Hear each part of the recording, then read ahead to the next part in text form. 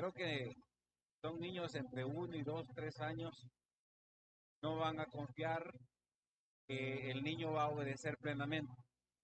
De alguna forma el niño sabe que no tiene que quemarse, eso duele, pero aunque la madre confía en que la niña o el niño, los hijos pueden entender la advertencia, jamás la madre va a permitir que sus hijos se quemen, ¿sí?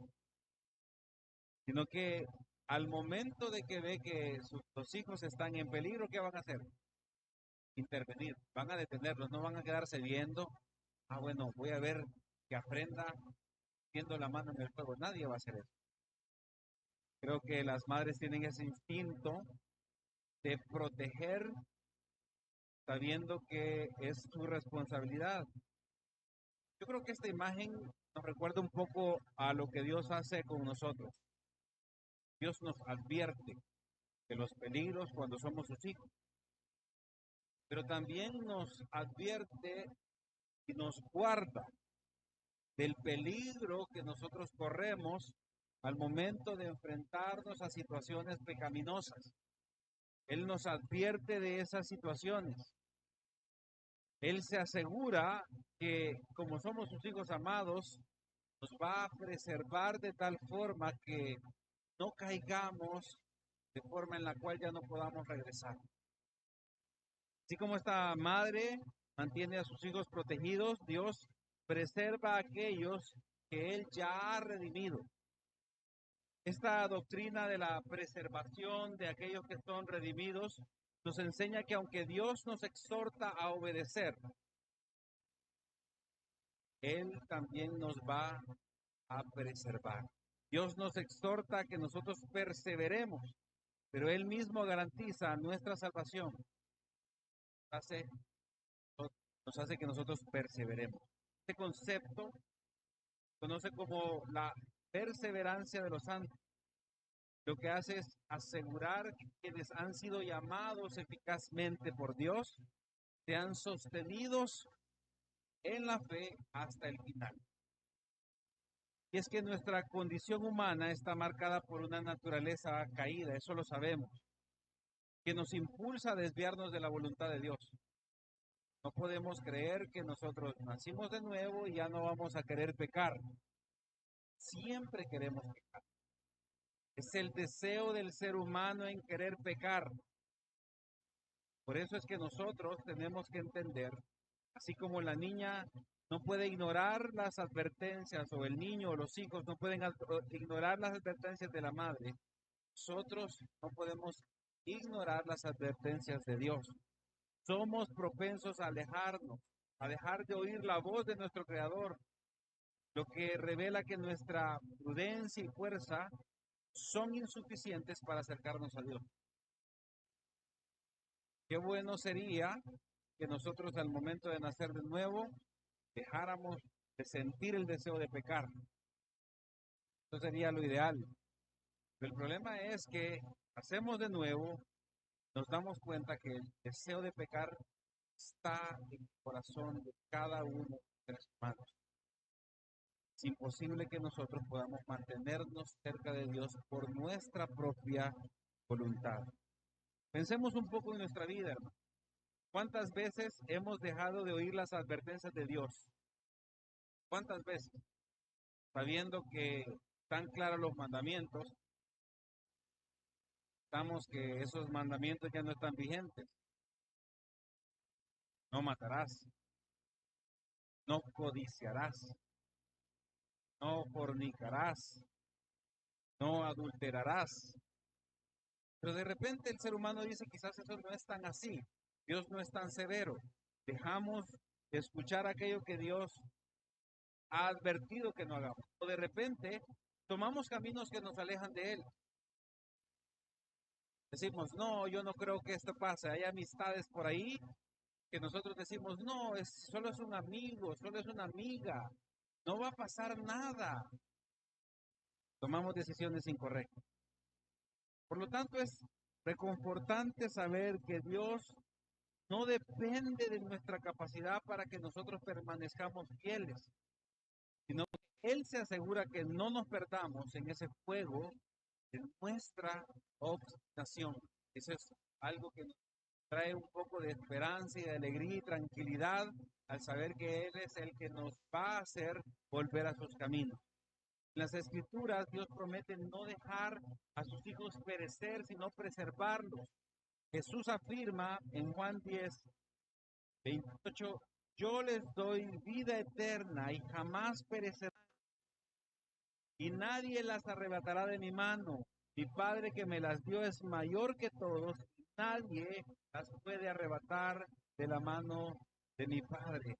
Así que Dios no solo nos llama a seguirle, sino que nos garantiza nuestra preservación en su gracia y poder. Tenemos una propuesta.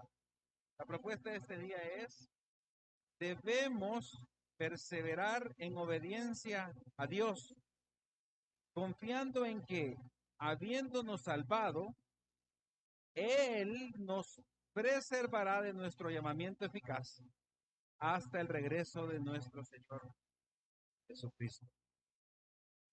De modo que nuestra obediencia es una respuesta de gratitud a su obra transformadora y un reflejo de su gracia preservadora. La enseñanza de este día se titula la preservación divina de los redimidos. Vamos a leer Juan capítulo 10, versículo del 22 al 30. Vamos a usar muchos textos este día para poder comprender esta doctrina tan hermosa de la siguiente manera. Versículo 22. En estos días se celebraba en Jerusalén la fiesta de la dedicación. Era invierno y Jesús andaba por el templo, en el pórtico de Salomón. Entonces los judíos lo rodearon y le decían, ¿hasta cuándo nos vas a tener en suspenso? Si tú eres el Cristo, dínoslo claramente. Versículo 25, Jesús les respondió, te lo he dicho a ustedes, ¿no creen? Las obras que yo hago en el nombre de mi Padre, estas dan testimonio de mí. Pero ustedes no creen porque no son de mis ovejas. Mis ovejas oyen mi voz. Yo las conozco y me siguen. Yo les doy vida eterna y jamás perecerán. Nadie las arrebatará de mi mano. Mi Padre que me las dio es mayor que todos. Nadie las puede arrebatar de la mano del Padre. Yo y el Padre. Este día finalizamos esta serie que se llama La asombrosa gracia de Dios. Y realmente su gracia es asombrosa, pues es un regalo de Dios. La gracia es un regalo de Dios. La gracia es un fruto del amor de Dios, ya que somos salvados porque Él deseó salvarnos. Es un don que proviene de Dios y no de la voluntad caída del ser humano.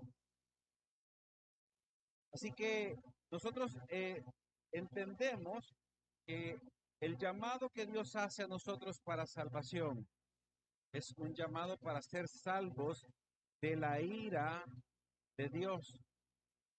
Cuando Él venga a hacer justicia, su justicia divina sobre aquellos que le rechazan. Es decir, nuestra salvación no inició hace un año, nuestra salvación no inició hace 30 años, aquellos que tienen 50 años en la iglesia. La salvación inició en la eternidad. Se cumple en el tiempo en que nosotros somos llamados de forma personal, no de forma colectiva.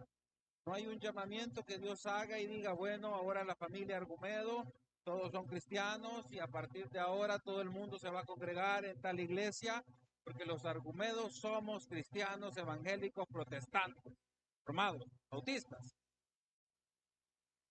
No, es un llamamiento personal que Dios hace.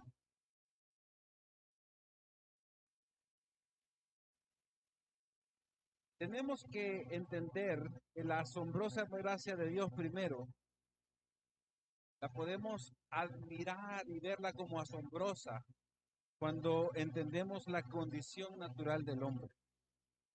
Esto es lo que estudiamos en el tema que se llama pecado original. Es la corrupción radical de cada ser humano.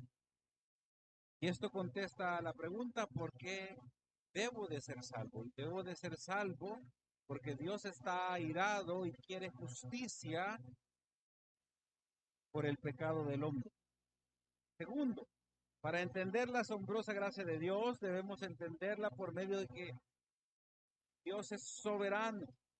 Él es el que elige por gracia a algunos de toda la raza humana para salvarlos del justo juicio de Dios, mostrar su misericordia, dejar al resto de la humanidad en condición caída de rebeldes contra Dios. Esto contesta la pregunta, ¿quiénes son salvados? Tercero, para entender la asombrosa gracia de Dios, debemos entender el pacto de redención que se hizo en la eternidad. Dios hizo un pacto en el cual se comprometió a redimir al hombre que no lo merecía para poder mostrar su amor, misericordia. Así que Dios redime a algunos que Él eligió soberanamente sin que nos hayamos hecho nada para poder ser elegidos. Y entonces, en ese pacto de gracia, decidieron que quien iba a pagar el precio del rescate iba a ser uno de ellos mismos, la realidad que es el Hijo. De eso Él tomó forma de hombre, tomando forma de hombre, obedeció al Padre perfectamente en lugar del ser humano, murió en sustitución del ser humano y ofrece gratuitamente su salvación a aquellos que creen en Él. Entonces Dios puede justificar y redimir a aquellos que creen. Y esto responde a la pregunta, ¿cómo son salvos los elegidos? Cuarto lugar, para entender la asombrosa gracia de Dios, debemos comprender cómo el pacto de redención, este mismo pacto del que estamos hablando, que Dios prometió en sí mismo, fue realizado en la eternidad. Y es que sería el Espíritu Santo el agente que aplicaría la redención a cada uno de aquellos que son llamados Dios. Y que vemos nosotros que esto responde a la pregunta, ¿cuándo es efectiva la salvación? Y es cuando el Espíritu Santo hace la obra en cada uno de aquellos que en quinto lugar, para entender la asombrosa gracia de Dios, contestamos a la pregunta, ¿puede un redimido perder su salvación? Creo que debemos entender que aunque tengamos la fe por la cual alcanzamos la justificación, en algún momento de nuestra vida vamos a experimentar la duda, ¿realmente nosotros somos salvos? Es normal cuando leemos la Biblia y ver cómo Dios odia y detesta el pecado que cometemos, en algún momento tenemos. El requisito para entrar al cielo es la perfección. Cuando escuchamos eso decimos, el requisito para entrar al cielo es la perfección. ¿Cómo puedo ser salvo? ¿Cómo sé que aquella obra que Dios hizo en algún momento y aquella convicción que tenía de creer que Dios me salvó, cómo sé si eso todavía Dios lo va a cumplir? He cometido grandes pecados. Tenemos que entender que aunque hayamos sido justificados, aunque nos hayamos arrepentido de nuestros pecados, vamos a experimentar la duda de la salvación. Pero dudar de la salvación no es un síntoma de perder la salvación. Debido a que no hicimos nada para salvarnos, no podemos hacer nada para perder nuestra salvación.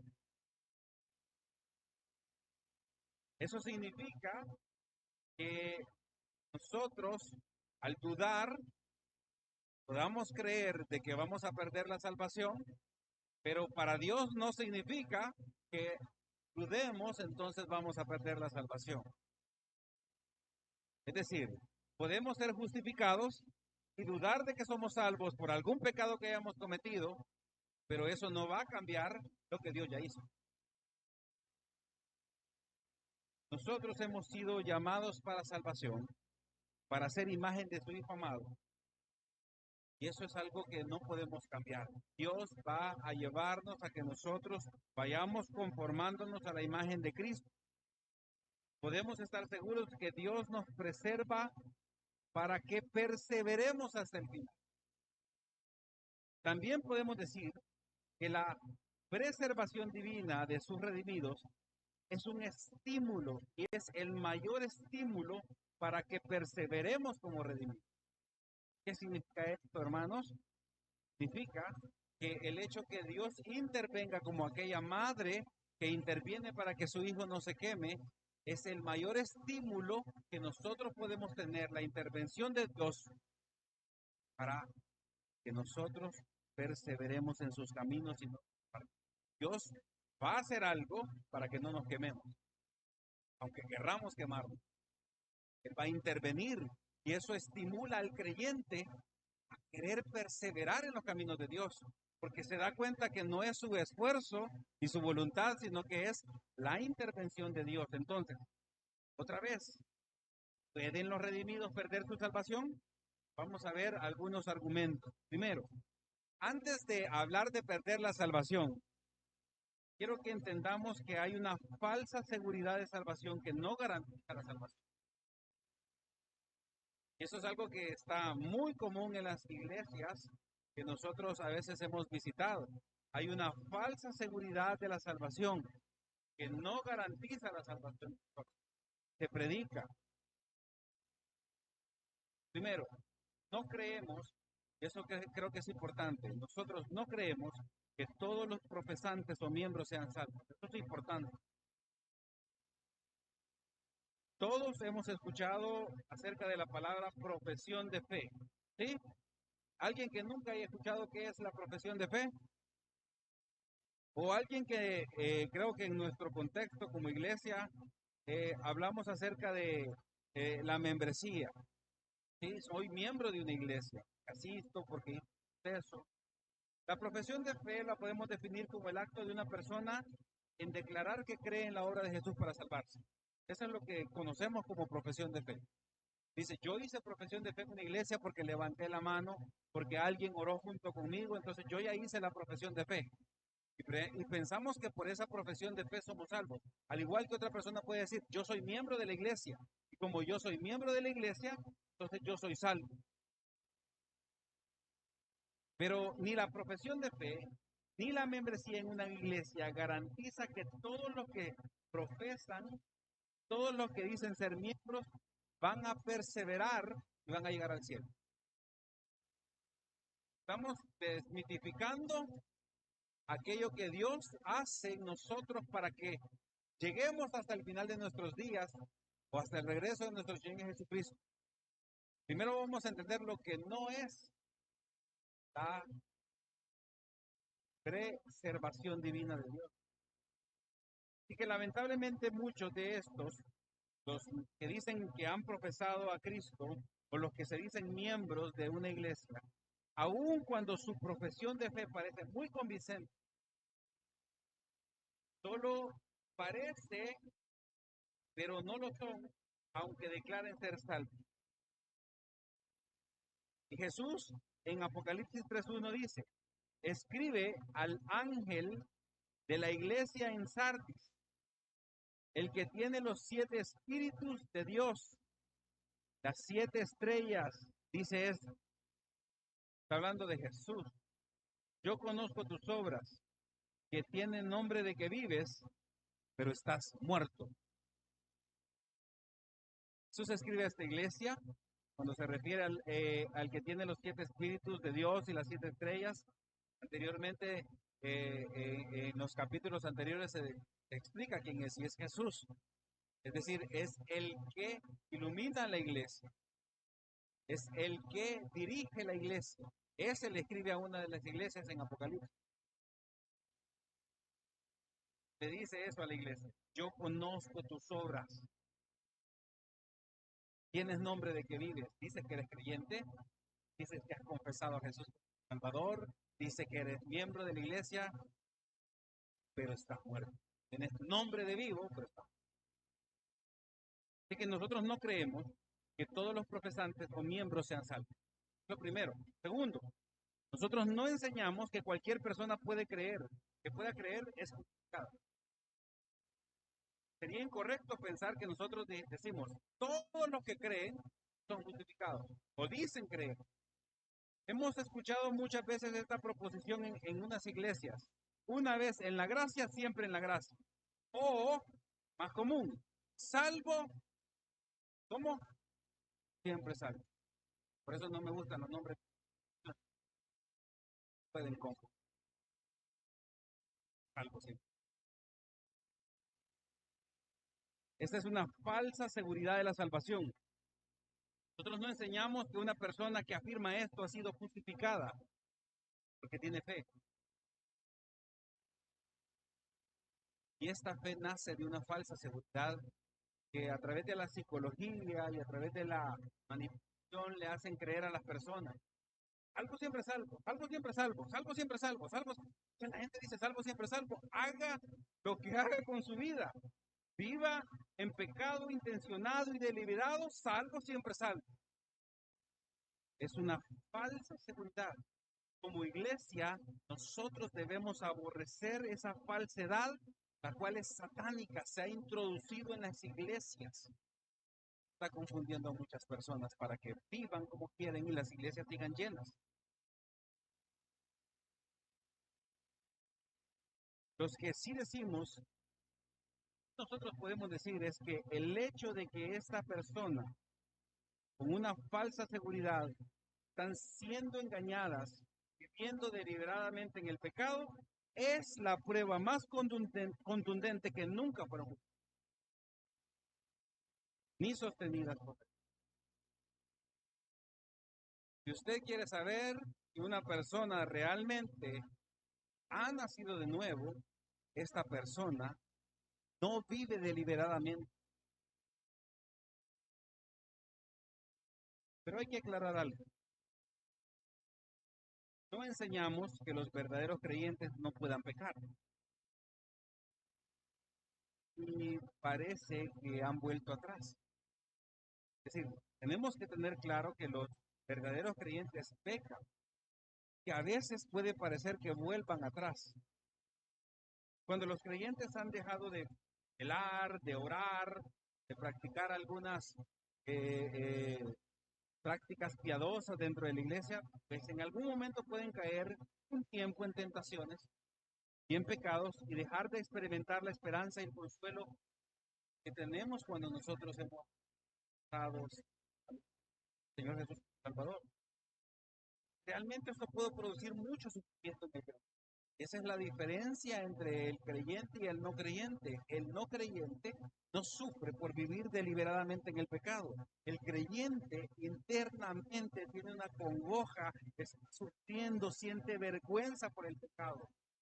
Pero hay algo que lo lleva todavía a pecar, que es su carne, su falta de Dios, su falta de buscar, de arrepentimiento en algún momento. Miren lo que dice Hebreos 12:1. Por tanto, puesto que tenemos en derredor nuestro tan gran nube de testigos, despojémonos también de todo peso de pecado que tan fácilmente que se envuelve. ¿Qué tenemos que hacer?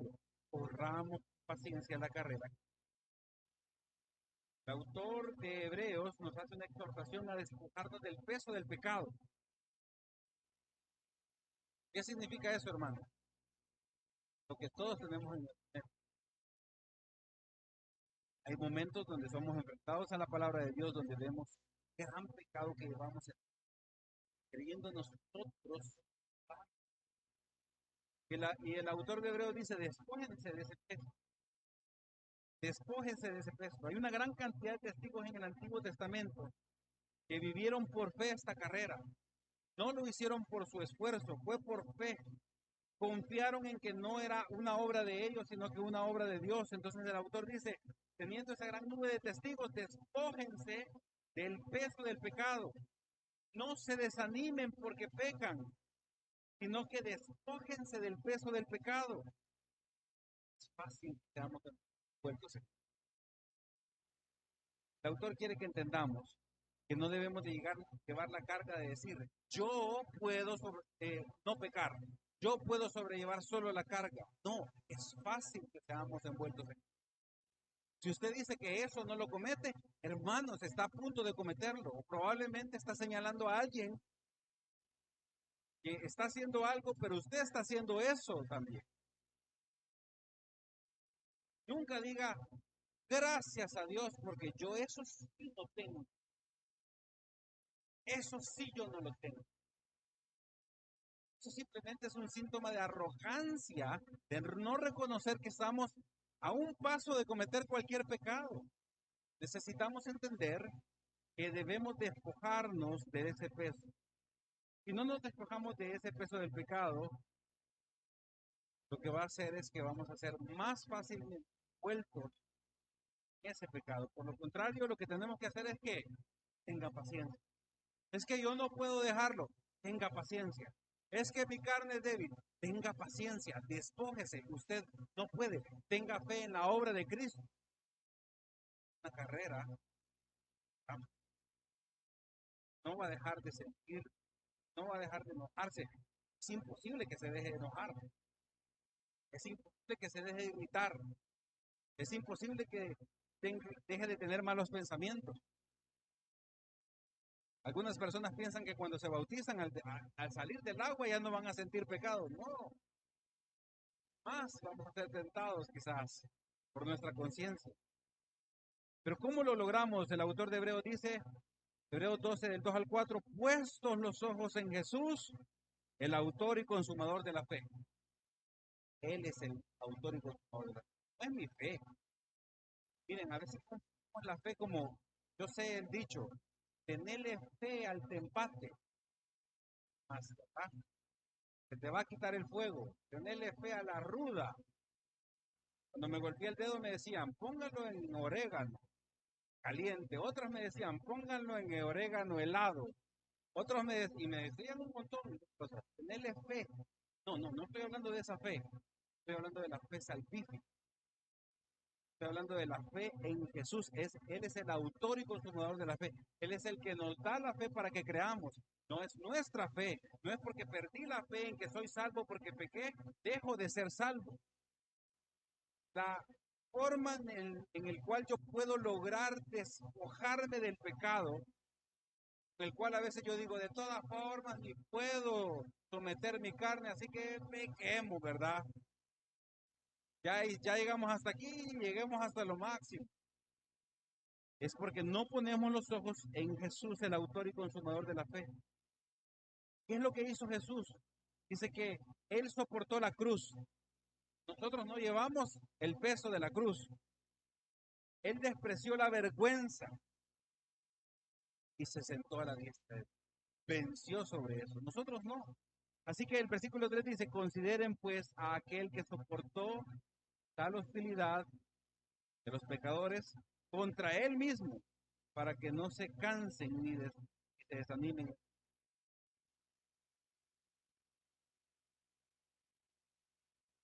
Porque todavía lucha contra el pecado. Ustedes no han recibido hasta el punto de derramar la sangre. Usted no derramó su propia sangre para salvarse. Descansen. No se desanimen. Porque peca. Entienda que porque peca, se siente tribulado por ese pecado, siente vergüenza por ese pecado, con paciencia. Somos fácilmente. Hay personas que por eso dejan de congregarse, porque sienten vergüenza, porque han cometido algún pecado. Pero lo que tenemos que entender es que no depende de nuestras obras que nosotros seamos inteligentes, sino que sentir vergüenza por el pecado y arrepentimiento. Eso quiere decir de que yo he entendido de que he nacido de nuevo.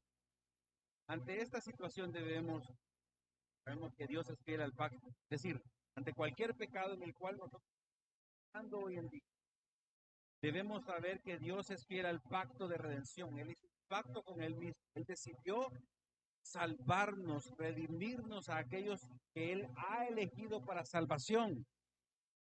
Y Él es fiel a ese pacto. Él acordó con Él mismo. Y Él lo que hace es que con cada creyente que en algún momento empieza a alejarse más, Él nos recupera por medio de la disciplina y una profunda convicción. Lo que Dios hace es disciplinar a sus hijos. Se alejan de él. Miren lo que dice Hebreos 12 del 5 al 7. Además, ¿han olvidado la exhortación que como a hijos se les dirige? Hijo mío, no tengas en poco la disciplina del Señor, ni te desanimes al ser reprendido por Él, porque el Señor al que ama disciplina y azota a todo el que recibe por hijo. Es para su corrección que sufren. Dios los trata como hijos, porque ¿qué hijo hay a quien su padre no discipline? Así que, si nosotros somos hijos de Dios, no nos quejemos por la disciplina que Dios trae a nuestras vidas. Él utiliza la disciplina para corregir nuestro caminar, el mal camino que nosotros tomamos. Él nos trata como hijos. Aunque nosotros somos malos padres,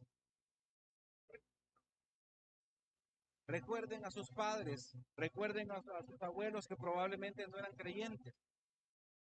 Y recuerden el famoso dicho de la chancla. Chancla, chilío, había más, ¿verdad? No solo era la chancla, ¿verdad? Pero aunque fueron malos padres, probablemente malos abuelos que no conocían al Señor, disciplinaron.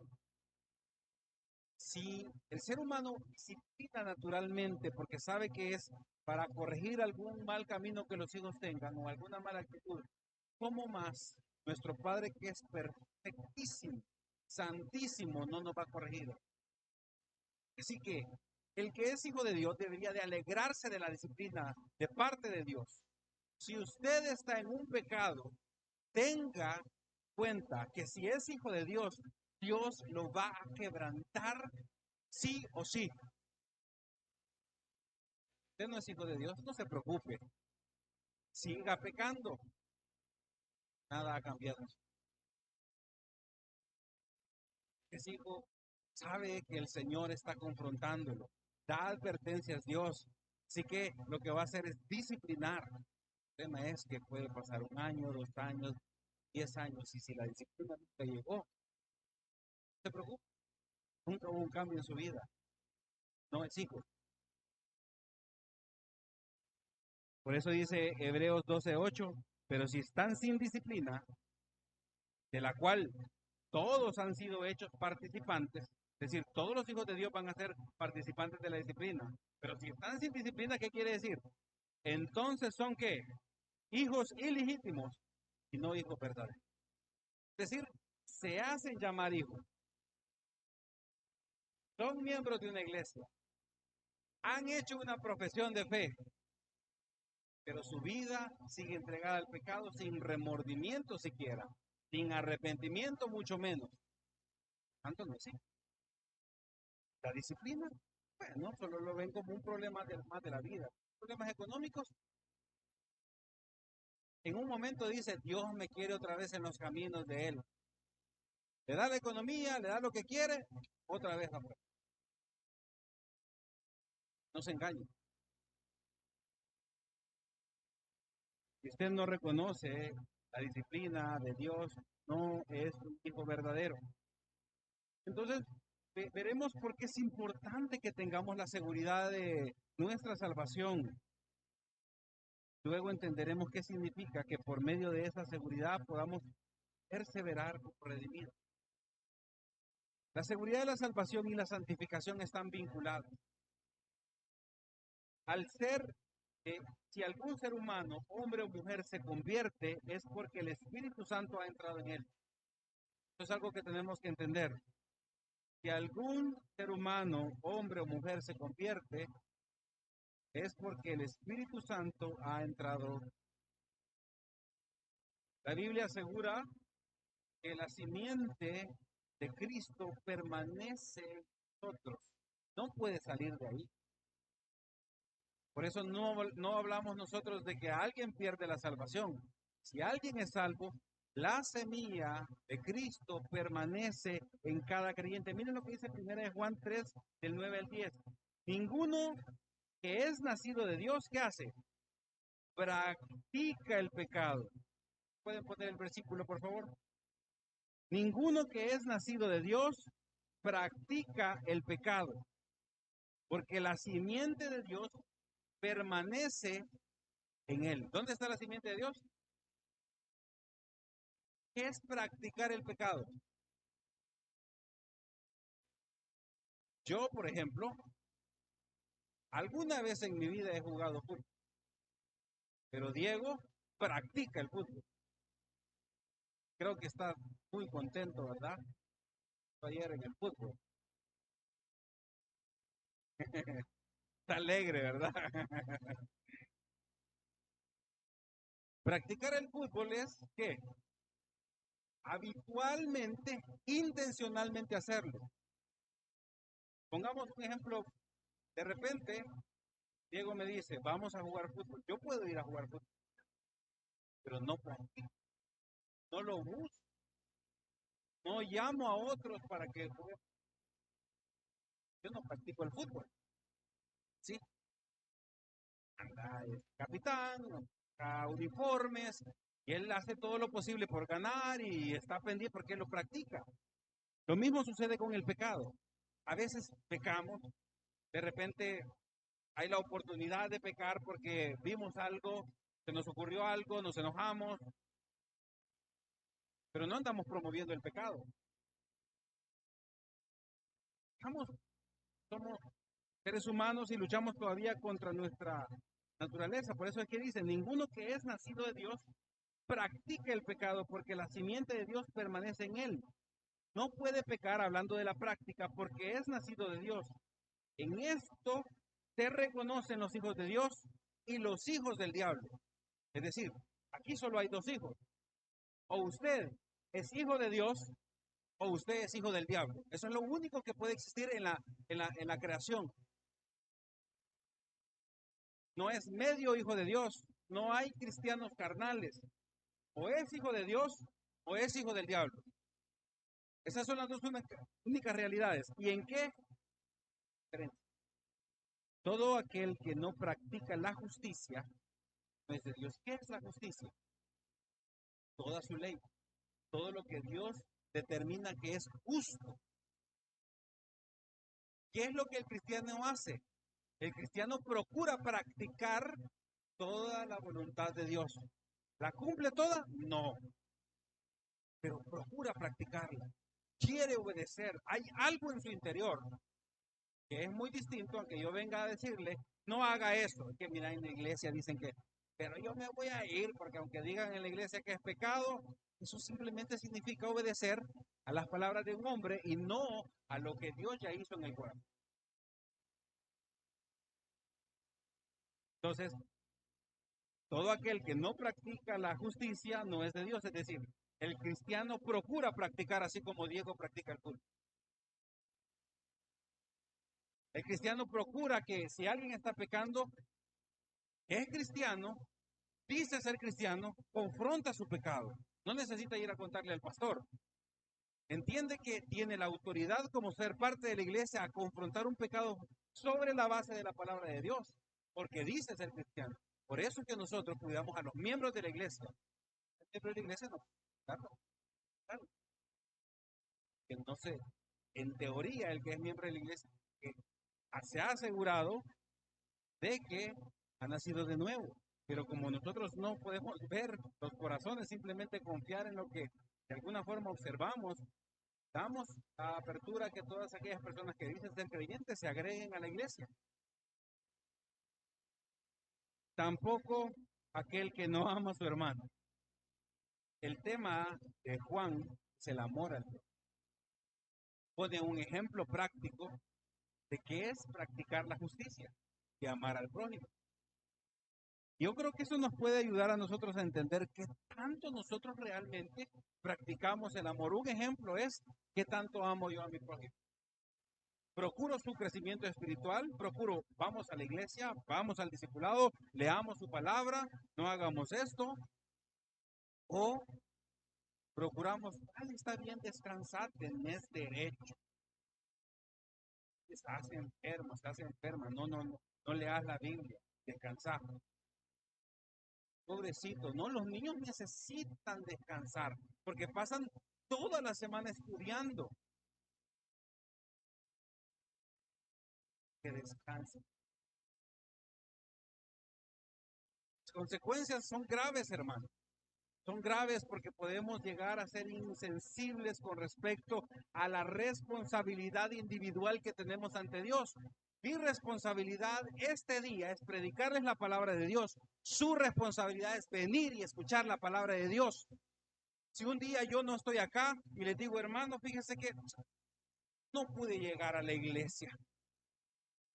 Ahí vean qué hacen. Lean un versículo de la Biblia, hay que la hermanita o el hermanito lo lea, y ahí vean qué Dios les dice. ¿Ustedes creen en que eso es correcto? La pregunta es, ¿creen que es correcto no congregarse todos? ¿No asistir a las reuniones de miembros? ¿No discipularse? ¿No participar de todas las responsabilidades de la iglesia? Si mi responsabilidad es predicar, ¿por qué su responsabilidad no es escuchar constantemente la palabra de Dios? ¿Cuál es la diferencia? Si somos hijos de Dios. ¿Por qué no procuramos practicar la justicia? Si somos hijos de Dios. ¿Por qué no confrontamos el pecado del hermano si somos hijos de Dios? ¿Por qué no dejamos que la gente se entere de nuestros pecados? Que no queremos ser confrontados si somos hijos de Dios. Nosotros como iglesia estamos a entender que no es un juego la iglesia. Estamos llamados a ser como su Hijo amado. El llamamiento de la salvación tiene que ver con ser imitadores de Cristo. Efesios 1 del 13 al 14 dice, en él también ustedes, después de escuchar el mensaje de verdad, el evangelio de salvación, y habiendo creído, fueron ¿qué? Sellados con el Espíritu Santo de la promesa, que nos es dado como garantía de nuestra herencia, con miras a la redención de la posesión adquirida de Dios para alabanza de su gloria. Hermanos, tenemos nosotros el sello del Espíritu Santo en nosotros. Después de que hemos creído, somos sellados con el Espíritu Santo. Esta es nuestra garantía. Está ocupando Pablo, la imagen de un contrato donde hay un sello de garantía, que es la fianza de que Cristo va a regresar y va a cumplir su promesa de redención completa, que nos va a liberar de este cuerpo que constantemente quiere ir en contra.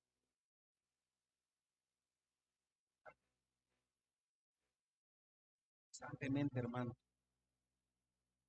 El Espíritu Santo habita en cada creyente del nuevo pacto.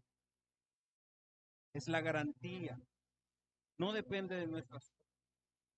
Yo me sienta confrontado por lo que yo mismo estoy predicando, simplemente es fruto del nuevo nacimiento.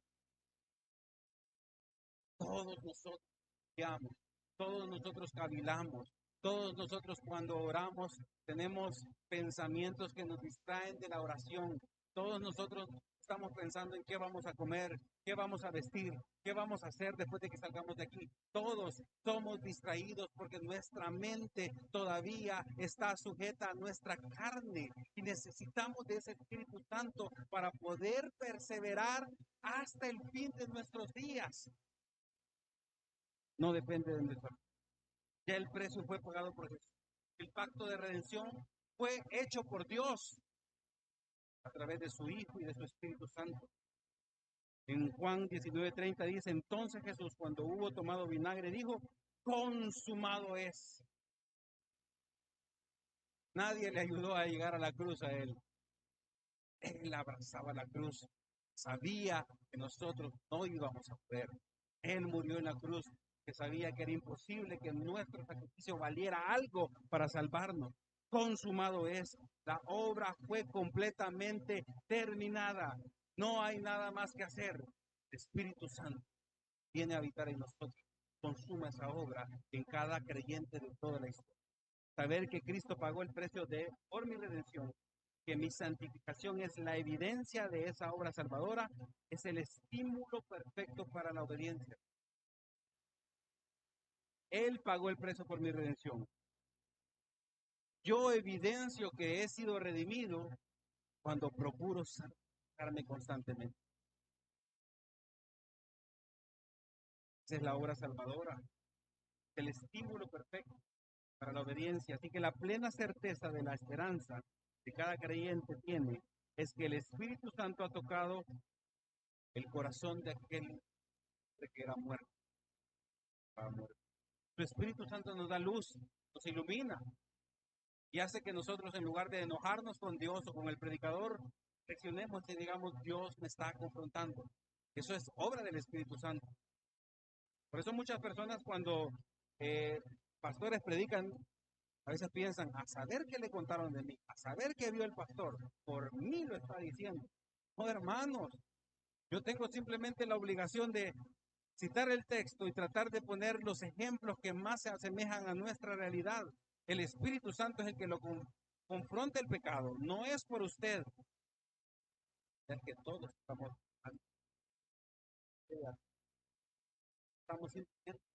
esperando que el Señor sea que nos redarguya de pecado, nos persevera, así como esa madre que dice: no vayas a tocar el fuego.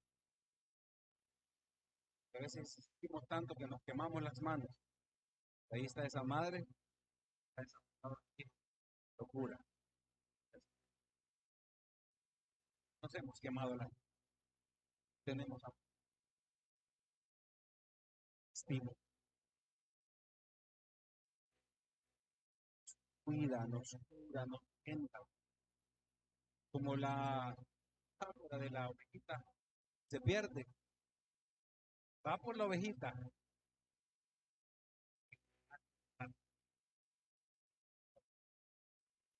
Eso es el amor.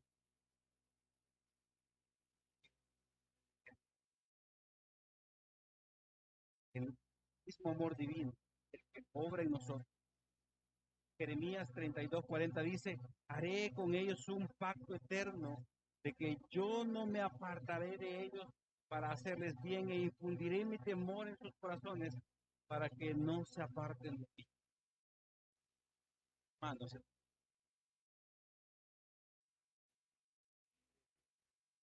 ¿cuántas veces hemos tomado nuestra propia decisión? Pero Dios desde el Antiguo Testamento había prometido ese pacto eterno que se cumplió en Cristo.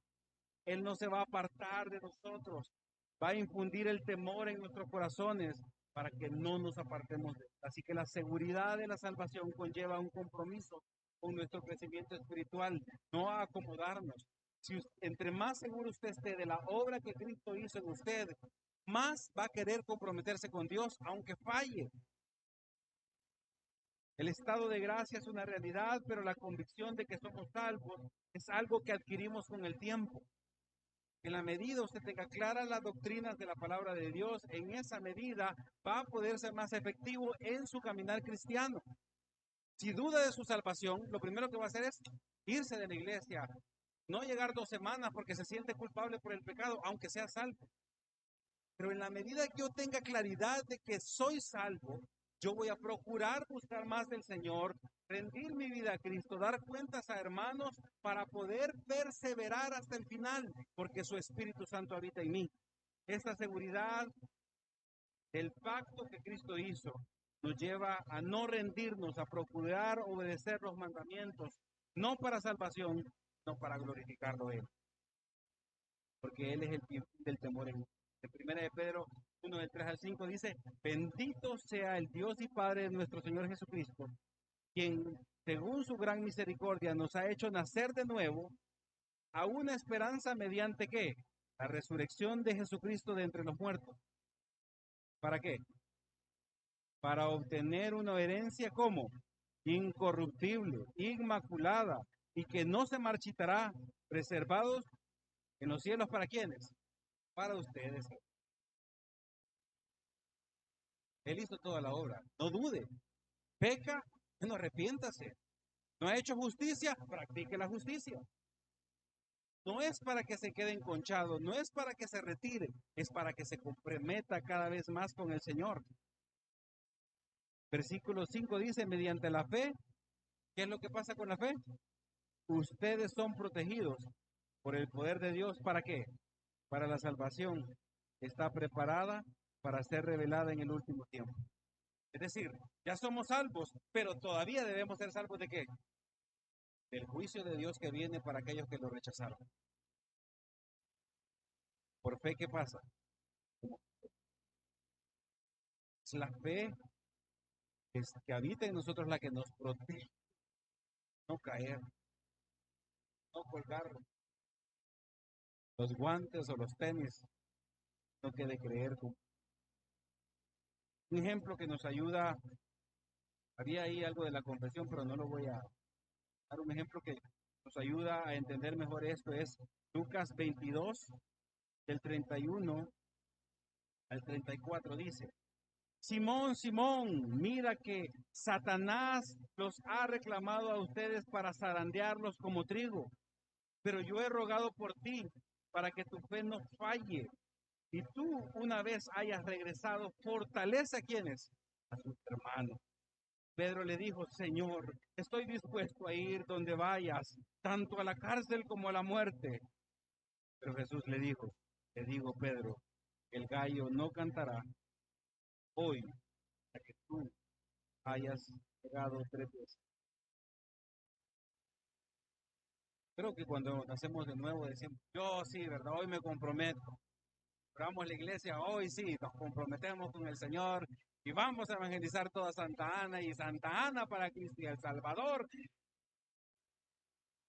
Bien, ya, parece, para el 2025 o el 2026, ya quizás en el 2027, cuando yo termine estos proyectos que yo tengo.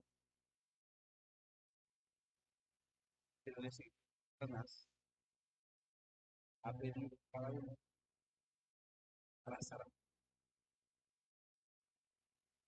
Dios no promete librarnos de Sara.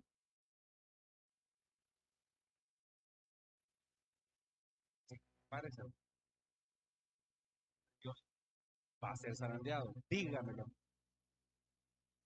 dígame. Dios no va a zarandear. Pero miren lo que dice, ¿cuál es la promesa? ¿Qué dice? Como el trigo dice, ¿verdad? Ya cuando uno piensa que está bien, de repente el otro y por otro lado y para adelante y para atrás y enfermedades y de repente falta de dinero y después falta de ánimo y de repente traición de las personas. Pero yo he rogado por ti para que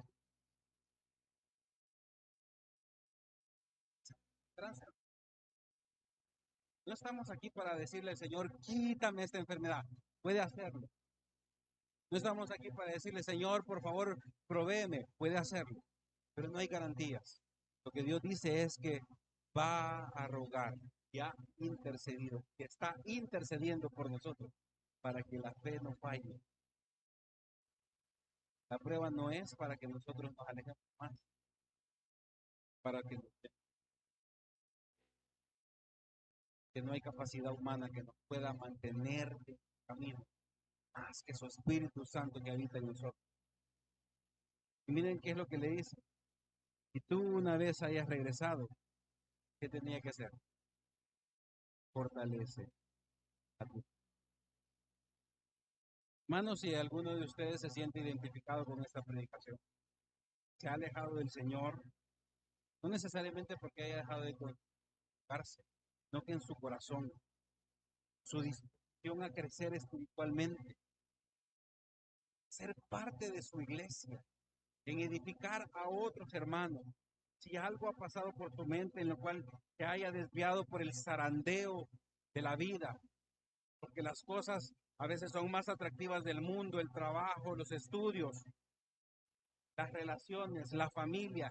Si usted está en ese momento, cual ha sido zarandeado por Satanás, pensando que son cosas buenas, porque son cosas que no son malas, pero no se ha dado cuenta que Satanás zarandeándolo para que no persevere como debe de perseverar. Quiero decirle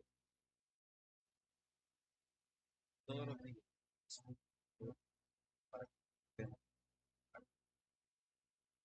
Es tiempo de volver. No confíe en sus obras. Que haya pecado, no le agrega ni le quita nada a Dios. Dios simplemente está permitiendo la disciplina. Vamos. Cuando regresemos, hermanos, es tiempo de consultar ahora. Es tiempo de animarnos. Y es exactamente lo que Pedro hizo. Pedro estaba desanimado, que dijo que iba a ir hasta la muerte por él. ¿A dónde volvió Pedro? Otra vez al bar. Todo lo que 3 años Jesús le había enseñado, no importó cuando vio a su maestro muerto, culpable por el pecado, porque lo había negado. Pero miren lo que pasa ya cuando el apóstol Pedro está en su carta. Pedro escribe en 2 de Pedro 1, del 10 al 11, así que hermanos, sean cada vez más diligentes para hacer firme su llamado y elección de parte de Dios. Porque mientras hagan estas cosas, nunca caerán. De esta manera les será concedida ampliamente entrada al reino eterno del Señor, Salvador. Seamos dirigentes, seamos dirigentes. Aquello que Dios nos ha encomendado como llamado.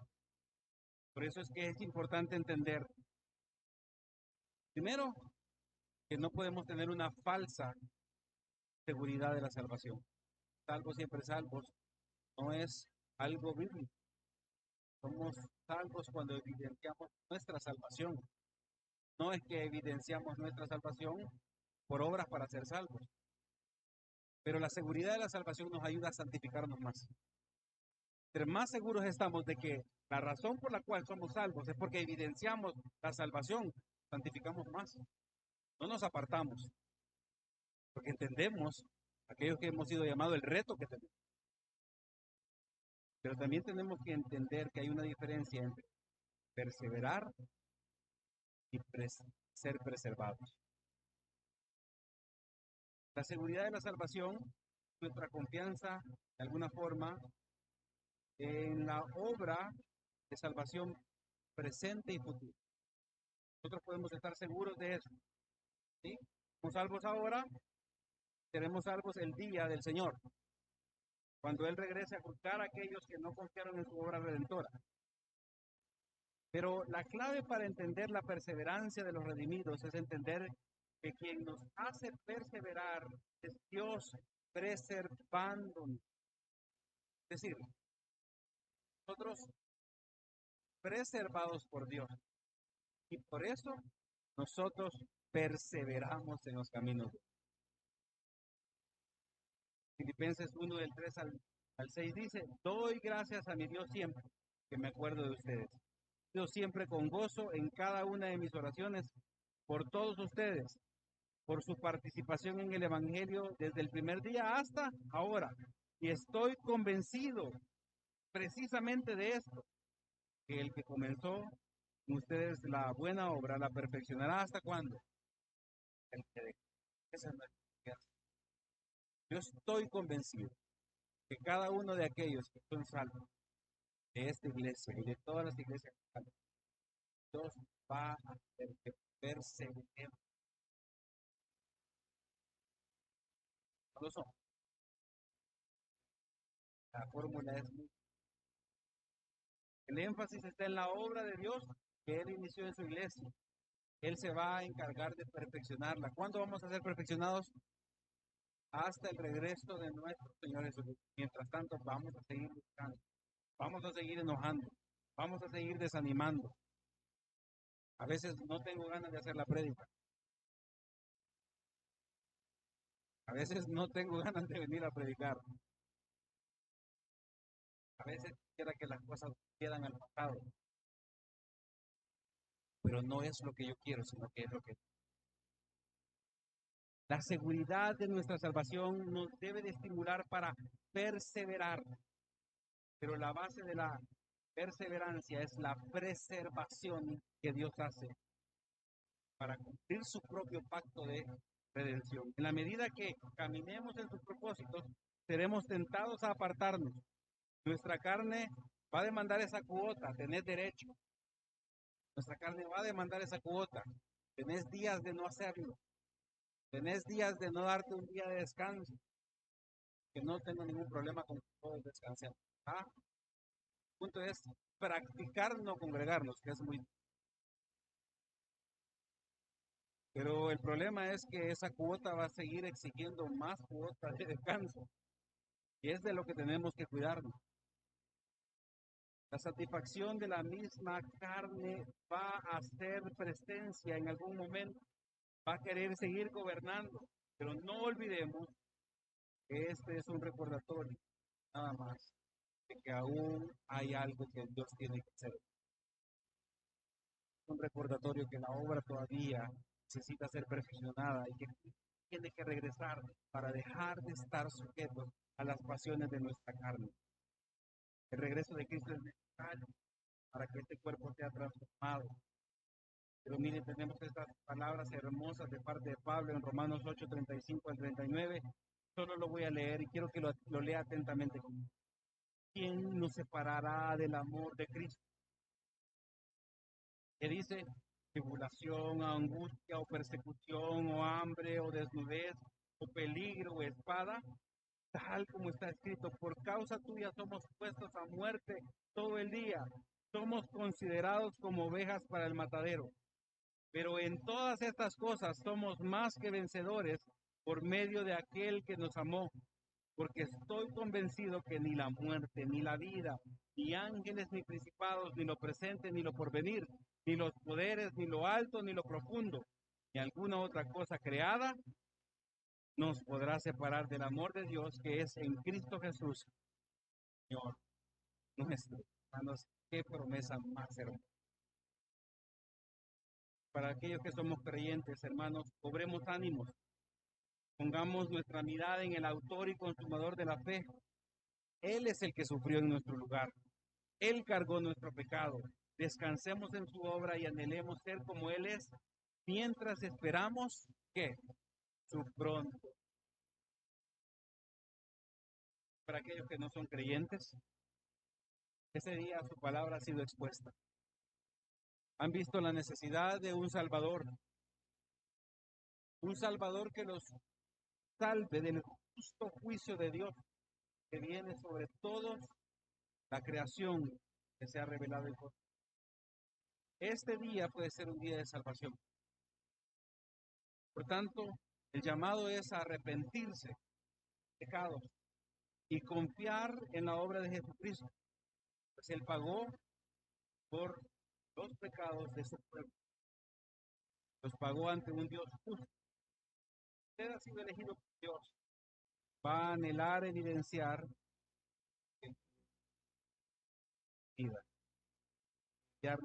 limpiarnos de la esclavitud del pecado. Así que, hermanos, la falsa seguridad de la salvación no garantiza la salvación de Dios. La seguridad de la salvación nos estimula a la santificación. La perseverancia es posible por la preservación divina.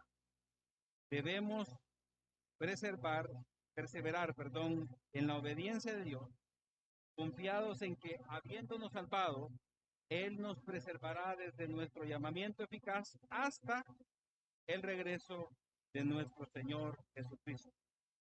De modo que nuestra obediencia es una respuesta a su gratitud, obra transformadora y un reflejo de gracia preservadora. Vamos a ver.